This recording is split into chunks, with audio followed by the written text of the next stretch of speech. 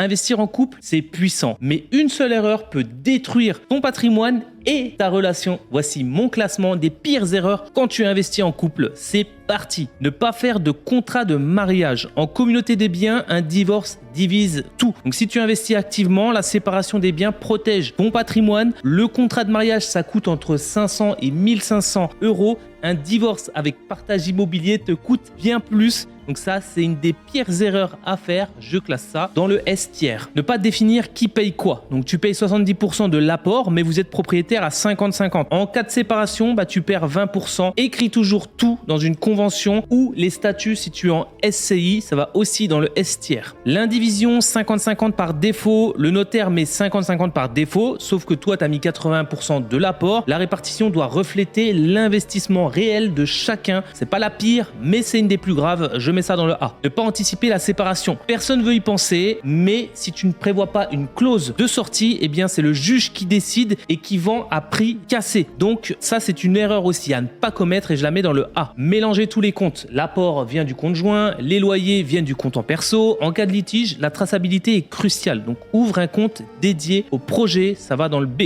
Pas de SCI ou de pacte. Donc pour un couple non marié, la SCI protège mieux que l'indivision, qui est un démembrement croisé, permet aux survivants de récupérer l'usufruit sans les droits de succession. Donc ça aussi, c'est une erreur à ne pas commettre. Je la mets en milieu de tableau. Décider sans écrit. Tu veux rénover, elle veut vendre sans accord écrit sur la stratégie. Eh bien, chaque décision devient un conflit. Écrivez votre stratégie commune avant d'acheter. Comme ça, tout le monde est d'accord. Je la mets dans le C. Et enfin, le dernier, c'est acheter au nom d'un seul. Le bien est au nom de l'un, mais financé par les deux. En cas de séparation, eh bien, celui qui a payé sans être propriétaire perd tout sans passer par la case départ. Donc je mets ça dans le D, c'est une erreur de fin de tableau. Dis-moi toi en commentaire si tu investis en couple et comment tu t'es organisé et surtout, pense à t'abonner.